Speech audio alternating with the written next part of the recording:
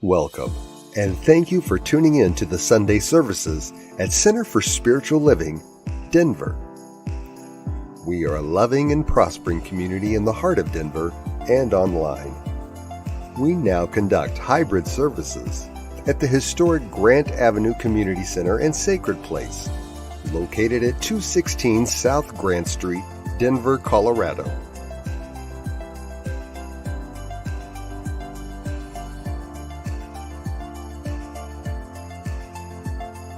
All are welcomed here.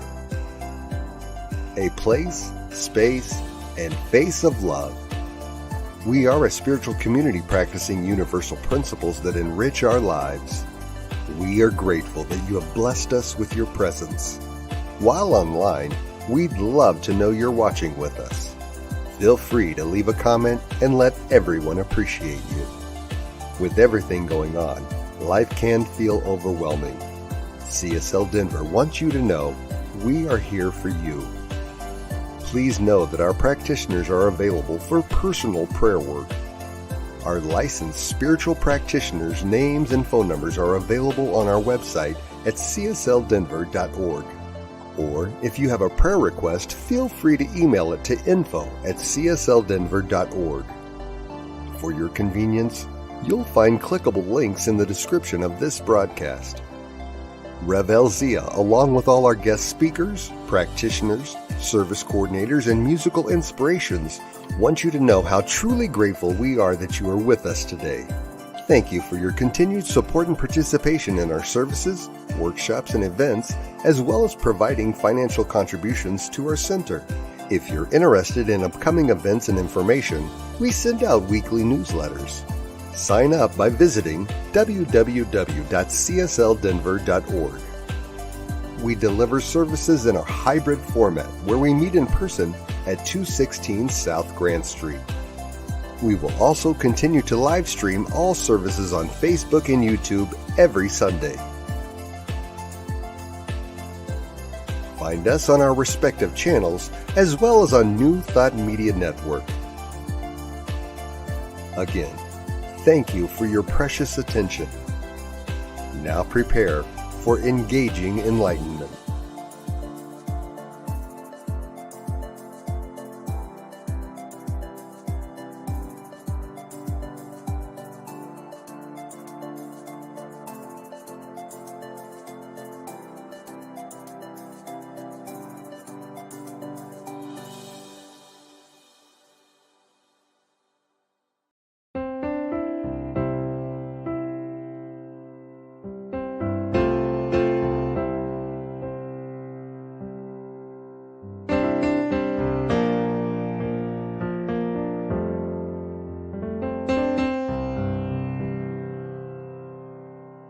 There is a garden where dreams come true, a beautiful garden where God's grace blooms. There is a garden where everything grows, a beautiful garden where love is sown. And in this place of light and love, you can have anything that you're dreaming of. There is a garden where dreams come true, a beautiful garden. That garden is you.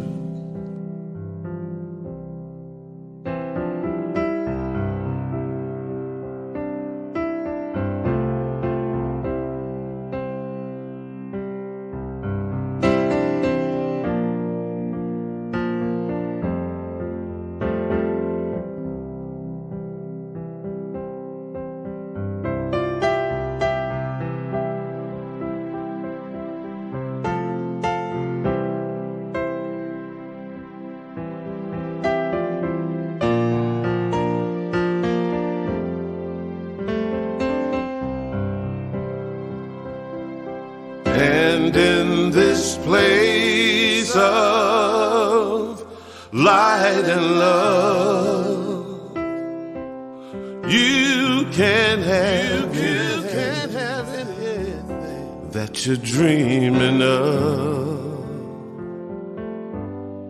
There is a garden where dreams come true, a beautiful garden. That garden is you. Such a beautiful garden. That garden is you.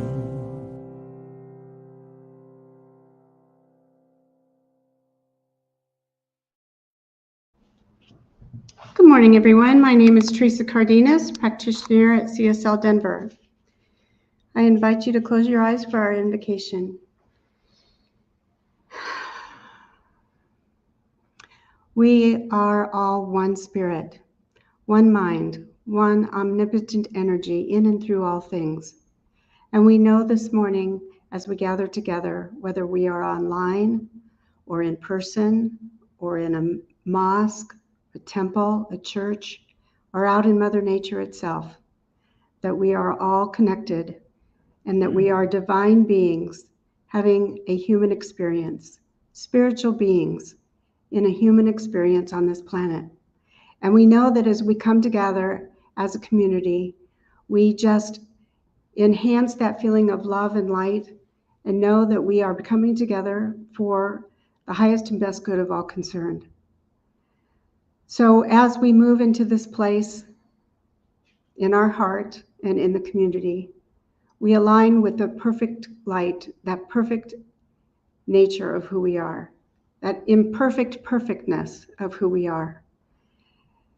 And we just say, thank you, Spirit. Thank you for all that is with us today, all of who we are as we move into this world and into another week with the divine grace of Spirit at our back.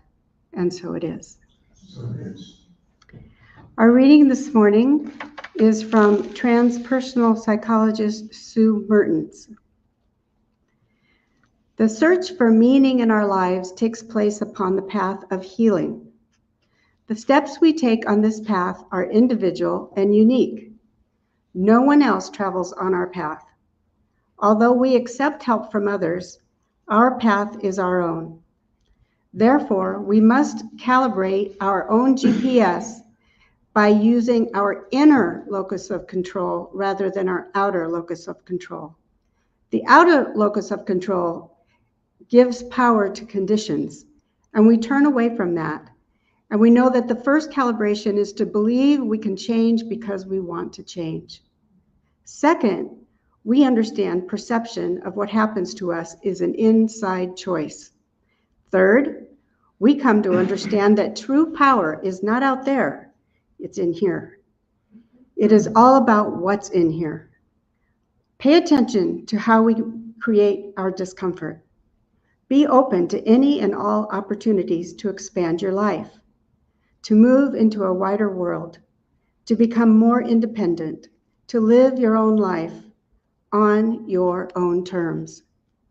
Know that the form and timetable are in the hands of your inner wisdom. Your task is not the how or when, but the what. Getting clear about what you want in life, what work feeds your soul, what you are meant to do, what lifestyle you want to live. These things are not dependent on others and what they might or might not do. When we recalibrate, we are getting back on our soul path. This is likely to entail some suffering because you are setting yourself against the mainstream culture. And people are likely to criticize you, feel threatened by you, or envious of you. You will even find those in other parts of yourself that you've clung to far too long. Expect that most people won't get it because most people are still in a state of childhood and fearful of being an authority of their own lives. Don't let this distract you from your path. Your path is not guided by your ego. Your path is guided by your big letter S self. Your self is a wiser and better director of life. Knowing we can turn within, we request guidance, and trust what comes will make it possible to find meaning in our lives.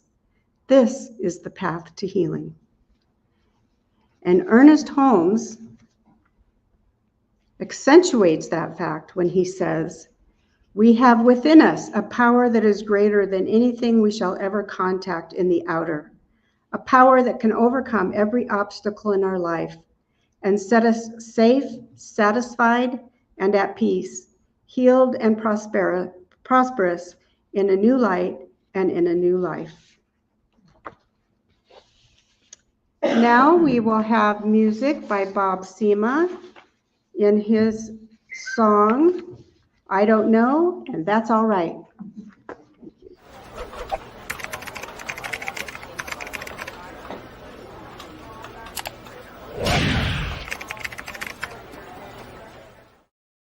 Greetings, CSL Denver, coming in live, sort of, with you. We've been sending in videos because I had just had a surgery a couple weeks ago, and I'm recovering, and I'm feeling good enough to maybe belt out a song for you. A brand new song. That's why Shannon's not here singing with me. She doesn't know this song yet. So fresh off the press, hot off the press, as they say. It's definitely about self-care and taking care of yourself and not worrying. The title of this is "I Don't Know, and That's All Right." And so this came through the leading up to my surgery, just the health challenge I was dealing with, and getting close to being on the other side of it now. And you know, in those moments, you get those feelings of like, you know, these worst case scenarios come up, and all these, you know, these thoughts that can flood your mind because you don't know and what's going on necessarily. And anyway, this song is going to be on my 10th album. With that to say, there's 9 other albums. There's a link here. You can go to that website. You can download any song you want. Albums, you can order a flash drive, or you can order a CD. I just wanted to say that because I'd love for you guys to have this music, have it in your lives, playing in your homes, your kids listening to it, your grandparents, whoever. I have been fortunate enough to win 5 Posse Awards for some of these songs, been nominated for 15, I think. So the songs have some traction really in the New Thought world. I think they would mean a lot to you, and it would mean a lot to us, I know, for you guys to have them. But anyway, this is a new song, and it's called "I Don't Know, and That's All Right."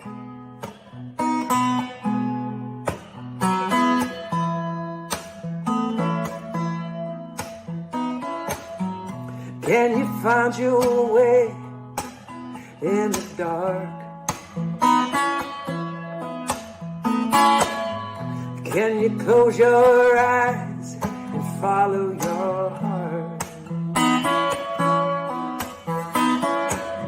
And on the roads where you can't see around the bend, can you go within? Be your own best friend. Can you live in the mystery? Can you just let go? Can you enter this moment, embracing what you don't yet know? And say, yeah, I don't know, and that's alright. Things will reveal themselves to me in time. But for now, I'm living in a place that feels so nice, where I don't know, that's alright. When you were wondering when you're wondering will end, can you hold that thought, sit back and just pretend that everything is arranging itself for your highest good. Until your patient mind, this will all be understood. Can you live in mystery? Can you just let go? And can you enter this moment, embracing what you don't yet know? And say, I don't know, and that's alright. Things will reveal themselves to me in time. But for now I'm living in a place that feels so nice, where I don't know, that's alright. Not needing to know it's a superpower, it's a state of mind. Sinking into a trust that can only come from deep inside. Not knowing it and knowing that there's a grand design. I don't know, and that's alright. Y'all can sing it with me. I don't know, and that's alright.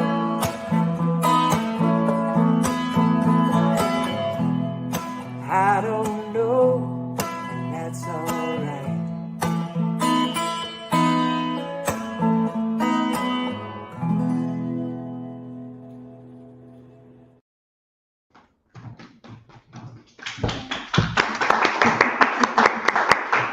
Thank you, Bob. We're very happy to have you as our guest musician during this month.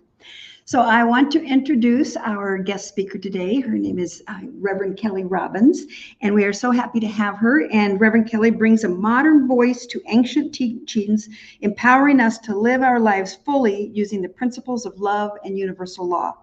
Kelly is a frequent contributor to the Science Mind magazine. She actually has something in the July issue of the Science Mind magazine, and is the author of Trust Your Next Step, Creating the Confidence to Cut Fresh Tracks.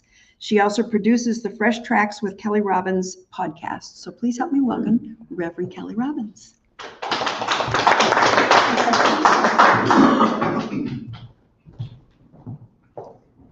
Thank you for having me. It's nice to be here. This is my first time here. So thank you. What a wonderful, you guys like covered a whole talk between your beautiful reading and that song was gorgeous. Like, I feel very filled. And as I was preparing for today's talk, I couldn't help but think of a story of a mom who was at work and her daughter was home while she was working, and her daughter called her and she was sick. And she said, "Mom, I'm kind of scared. I don't feel well. Will you come home?" So the mom, little bit of panic, asked her boss, "Can I go get some medicine and bring it home to my daughter?" And the boss said, "Of course, go." So she hops in her car, goes driving to the Walgreens. It's starting to kind of rain, and she's like, "Well, I'm just going to run in real quick and run out." She goes in, gets medicine, comes back out, and she realizes she locked her keys in the car. So she's already like flustered and a little panicky. So she goes back inside the store and says, "Help, I locked my keys in my car. My daughter's home sick." Blah, she's getting just panicky. And they don't know what to do. Like, what do you do anymore when people lock their keys in the car? So someone finally gets her a hanger and says, "Here, try this." So she goes out. The rain is continuing to get harder and harder, and she's can't figure it out. And she finally just stops and says, "God, please help me." Just like that. She looked up, and then she sat there for a minute, still just panicking with the hanger, and a truck pulls up behind her. And out comes this kind of scary looking kind of gruff guy. His clothes are kind of torn, he's dirty, but she just runs up to him and she explained what was happening. Can you please help me? I need to get some medicine to my daughter. I locked my keys in the car. You know, just the panic. And the man says, just hold on a second, let me see what I can do. So he goes and in like 2 minutes gets her car unlocked, and she gave him a big hug and she said, thank you so much, you are so kind. And he said, ma'am, I am not kind. He goes, I just escaped from prison. And she's like, you know, she doesn't care. She says, thank you. He goes, I just escaped from prison. I used to steal cars. And she says, God, thank you for sending a professional. So it's funny, and a lot of that is just your outlook, right? It was an outlook and an expectation. She asked, and it was, you know, she took what showed up, and it was how she was viewing things. So today we're going to be talking about healing. And what does that mean? Healing, like the topics, Healing 101. And it's such a broad topic, I thought, as we're preparing this. What does that mean to you? When I give talks, I like everyone to personalize it in their own way. So one way that I might invite you to do that is if there's anything going on in your life that you have been working on healing, that you've been struggling with, or that keeps popping up over and over again. I know for me, I'll think I've got something down, and sure enough, something will come along to teach me who's boss, you know. It's an ongoing thing, working on our healing. And we can start with saying, well, what does that even mean, healing? You know, it's easy to default to doctors and Western medicine, or even Eastern medicine, acupuncture. We might go to get past life readings, or look at our horoscopes, or, you know, there's a million different ways. Crystal bowl healing.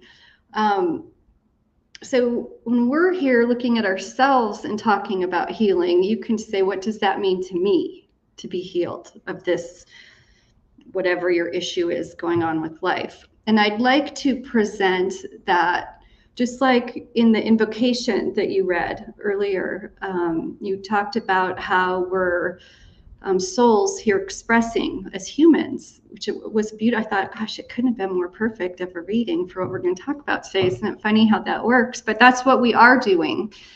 Spirit souls here expressing as the divine, expressing as God, and places where we have a desire for healing, or where we feel pain or dysfunction, are areas where we can say, gosh, I'm not knowing the divine in this area of my life. I'm struggling here. I'm feeling pain here.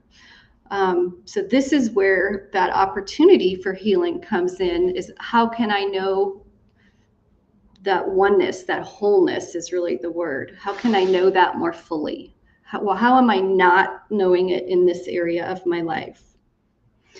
And it's a question that only you know the answer to. And I think just like in your reading, she talked about the inner locus of control versus the outer locus of control. We want to default to outside ourselves, looking for the healing or the help, or someone to tell us what to do. And I'd like to present that maybe we can spend more time going inside and asking ourselves, what is mine to do? So it starts with pulling up whatever our event is that we feel not whole, that we feel we're struggling with or need healing, and really taking that time to ask ourselves, what is mine to do? And oftentimes there's just no answer. You know, I don't know about you, but sometimes I sit there and it's like, I have no clue. So there's that repetition and that quest to learn to, outside of your place that needs healing, is get to know your relationship with the divine. And what does that mean? Where do you know wholeness in your life? Where do you know healing? Where have you seen change? And how did that come about? a matter of trusting yourself as we build that in. So letting go of anything that you're supposed to do or should do to make you heal, and asking yourself, what is that for me? So when I presented the idea that you have something in your life to heal, pull something up, if you came up with nothing, I ask you to say, well, is that true that I have no area for healing? And then I also might say, well, maybe get out and do some more things. Go visit your family for a couple weeks and see if anything comes up for you. Because if we're here to know that wholeness and to embody it, that we want to kind of put ourselves in some spaces where we have that opportunity for growth, and it's not easy. The number one thing for us to do is to heal ourselves.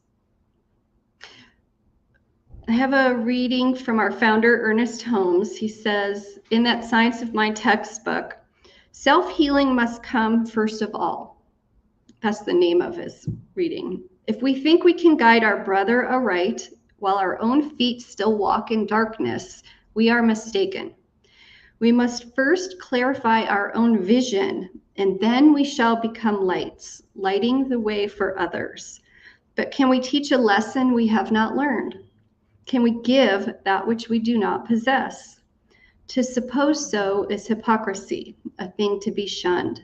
We cannot see reality until our eyes are open, until the light of eternal truth has struck deeply into our own souls. We have a lot going on in the world right now. I mean, elections and all of the business of that is all over. We have wars going on. My daughter lives in Texas, just moved with her husband. She was in the hurricane, like smack right where the hurricane came. There's events going on in the world. And we often talk, particularly in our teaching, about peace and being that beacon of light for others. Seeing God in each soul we meet, knowing our oneness, not just knowing it up here, but being it. And what Ernest Holmes is saying is, do your own work first. We can talk about peace and write about peace and sing about peace and be this big, loud noise about peace with all of our suggestions and all of our knowing of being right. And it starts with us learning what does peace mean for me? And what is my journey to know it? And where am I not knowing peace in my life? Am I not knowing it when I get frustrated at the checker at the grocery store because she's talking while I'm in a hurry? Am I not knowing it with my husband when he leaves his socks on the floor every day? It's the little things. And we can do our work and look at, why does that really bother me? Do I feel disrespected? Do I feel not loved, not cared for? There's a million reasons. But we start with our own work. And it's not a right and wrong answer to how to heal that, because it's going to be different for me as it's different for you, as it's different for you. Everyone online is different, so it's your own journey. We all experienced trauma from COVID, like it was a world trauma. And I don't know that all of us have taken the time to heal from that. Like, we were so happy to get out of our house and to get back to normalcy. And we'll say, well, it'll never be like that again. But have we taken the time to breathe and just acknowledge the traumas that we did have and take the time to heal from it? I think a lot of us just went right back to work and we're busy, and that's just one example. So the story I shared earlier about, thank you for sending the professional, isn't that a fun story? And the teaching moment for me in that is that we get to choose what we see. Like, under other circumstances, that woman could have seen this like big, dirty, kind of rough looking guy and been afraid, or just wanted to hurry and get out of the way, but she didn't. She, in her frantic fear, in her panic, She saw someone who might be able to help her, choosing what you see. So as we pull up our healing moment, our event, whatever, how can we see differently than we have been? That's really the question to ask yourself, because we've been seeing, none of us are children anymore, that we've probably had whatever we're working on for a while, and it might show up in different ways, but by the time we're adults, there's often patterns that we can see. And while we might be able to recognize the patterns, see the same relationship repeat itself over and over with different people, the same feelings that pop up of fear or lack or whatever that is, non-peace, how can we see it differently? How can I see it differently? And you want to get yourself to a place where you don't know the answer anymore, because therein lies the opportunity for change in the questions we ask ourselves. How can I see it differently? Where is the gift in here?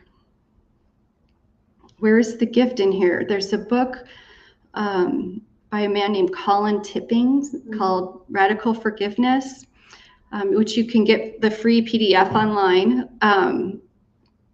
It's a beautiful book, and it is about forgiveness. But the main teaching of that is that things come into people, and big events come into our lives. What if we had set that up? What if we had designed it before we were even born to have this person drive us nuts, or this trauma, however horrible it is, to happen? So that our soul, on a soul level, we could have healing and create change that is truly everlasting, that goes beyond the annoyance at the checker in the grocery store, or the dirty socks on the floor, or the pain that we feel every time we feel a disconnection with someone. And if we approach our life and the pain in our life in this way, as if it's the gift versus it's the pain, how might we be able to see it differently? And how might we have more clarity in where we're not knowing the wholeness, where we're not knowing oneness? And when I first had the topic Healing 101, the first thing you want to do is go see a therapist. We'll go see a practitioner. We'll go, blah, blah, because that's what we do. Go to the doctor, go get an x-ray, go do this and this. Because that's what the reaction often is. It's not to say, well, how do I see this differently? How do I know this differently? How do I know myself in a different light? How do I see myself beyond this physical human body and on a soul level as one expressing the divine?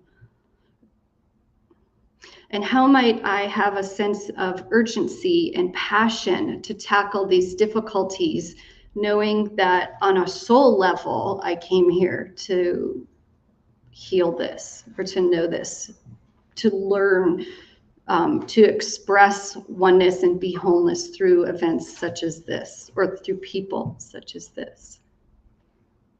It's really interesting. I've been a business coach. I've been a coach for over 20 years. Run my own business, and I've worked with a lot of people, coaching them through different things. And one thing you can't coach people on, you can tell them what to do. You can show them different ways people have been successful doing it, but you can't coach urgency. You can't coach passion.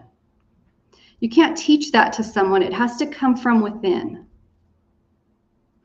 And for me, thinking of myself, knowing myself as a soul being here in this body, like how you read in the beginning, that gives my life a deeper purpose. And it makes it, any healing or any work I do, any love I learn to embody, knowing it goes beyond the day I leave this planet was pretty impactful for me. It made it more exciting.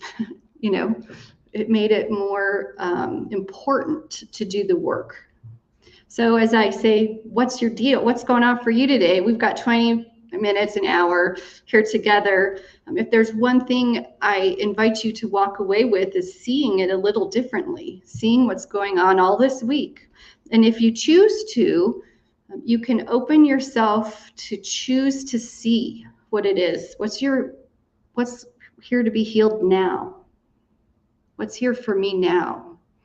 And just keep asking it and choosing to be open, like it's an energy. Most of us, I think, go through life kind of closed and protected, and we go through our daily routine. Our weekly routine, coming here might be part of your routine, and it gets kind of comfortable. We go to work, we're with our family. How do we choose to be open? How do we invite the opportunity for healing in, even though it might kind of suck, you know? I have a reading I'd like to share by Jake Owensby. He was an Episcopal bishop. The kingdom is wherever God's love is shaking things up and bringing new things to life. Like, that's enough right there, but there's more. We are the hands, feet, and heart of God in this world, and we are all his ambassadors for healing and peace. We are the ones who God is calling to disturb things until they are made right. We are the ones who God is calling to stir the waters and to go up the river and make a change. We are the ones who God is calling to come to the table and make room for all. We are the ones who God is calling to court holy disruption to level the playing field for all. Isn't that beautiful? That was beautiful. So we've got Ernest Holmes on one hand saying, do your own work first. That's how you become a beacon of light to help others. And we have Jake here telling us this is what we're here to do, which I thought was beautiful. Healing doesn't mean that the change didn't exist. It means that it's not disrupting your life anymore. It's not running the show. And there's a mastery in that, a discipline in that. It's an old Native American proverb. So how do we show growth and spiritual progress in our event, whatever our issue is that we brought up? It doesn't necessarily happen when the big trauma is happening, when we're in the midst of the pain and the suffering. Most of our growth happens in our day-to-day spiritual practice, on our working on ourselves at the line at the grocery store when we're feeling annoyed and going, boy, I sure was annoyed. Why was I so annoyed? Because I'm in a hurry. Why am I, just digging underneath what's really going on. It's usually not the superficial stuff, right? There's usually things underneath it. So it's our spiritual practice every day. This is the work, the everyday, boring, monotonous spiritual practice is what builds our muscles up. So when the stuff really does hit the fan, we've got the muscles, we still are there to engage them, but it's not so shocking to the system. We have some foundation to build on. My daughter, who was in the hurricane, she's only lived there. She's in Lake Jackson. It's about an hour outside of Houston, like a year, barely a year. Very, it's Texas, very Christian, very, she's just in a very different community. And I said, so how's it going? And she goes, well, they didn't have power for a week. The hurricane actually was right there. The grocery stores were down. There were trees in the street. The lights didn't work. I said, how was it? And she said, well, everyone was real wholesome at first. And she didn't have to say much more, but it wears on you after a couple days of not having, you've lost everything in your refrigerator by the third day. No hot water. It's like 100 degrees. And she has 2 little kids, it wears on you. And that was all she said. Everyone was real wholesome at first. And then that was enough said. But that could be all of us. Like, it's that 3rd day, it's that 5th day where we all get worn down. It's human nature. What we're doing now, every day, our spiritual practice, doing whatever it is for you, because there's no right or wrong. It's unique for each of us. That's where the true healing happens. And then the last thing I want to share is being aware of our beingness each day, and then how we're viewing others with the eyes of compassion, knowing that others are here for the same reason we are, to know wholeness, to do their healing work. We focus often on ourselves so much, and as we, even just here in our spiritual community, we're all here, and we're going to have things that come up, but seeing others through those eyes of compassion is a muscle in and of itself to build up. Spirituality is not about not having any more problems. It's about being honest and courageous as we confront them. It's about changing our worldview from separation from others, especially our family and our friends and our coworkers, like people we're close to. It's about being compassionate and aware. I just said that. It's about being passionate and aware in our family life and our community. We all have trauma, and we are all in different stages of healing in our own unique way. So I ask you just to embody that and ask yourself, what is mine to do, as we close our eyes and go into prayer. You might take a deep breath and breathe in that loving, healing energy of the divine, knowing that every molecule of our bodies, every molecule we breathe in, every atom is that essence of the divine. It is God 101. It is that love, that beauty, that wholeness, that oneness, that ease of knowing compassion. We can't not be one with the divine.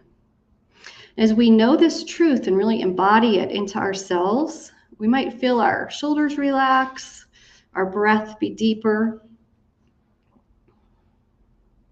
For as we know this truth, we feel the love fill our bodies, fill our breath, our eyes. We see and know ourselves with compassion and with love. We see and know others in the community and in our family and in our world as a whole through the eyes of love, through the eyes of the divine. We do this easier and easier and easier each day because this is our natural state. And as we realize this truth, as we realize the love that is us, the healing that is our adventure here as humans on this planet at this time, happens with grace, happens more easily. It happens with love for ourselves and for others. We can give thanks to know this truth. We can give thanks for seeing and knowing and being these embodiments of peace and love and wholeness. And as we give thanks, we release these words to the law, knowing without a shadow of a doubt that as these words are spoken and the prayer is complete, we can join together and say, and so it is. Thank you.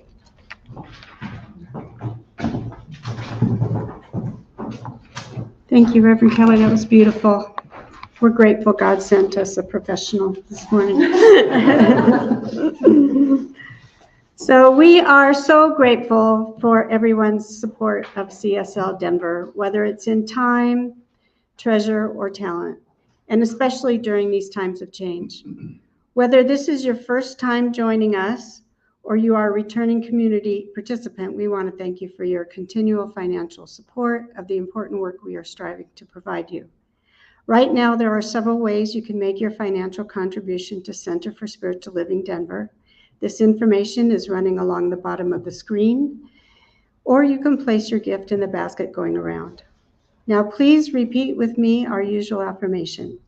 This perfect gift is spirit in form, circulating and blessing all that it touches. Freely I give, and joyously I receive. So it is. Few announcements for today. Next Sunday, mark your calendar, August 18th, for our Divine Dialogue after service. And that will be after service until noon. Let's see. CSL Denver is thrilled to announce the brand new Community Cafe. This is our answer to the call for more community. And so there will not be a service online that August 25th.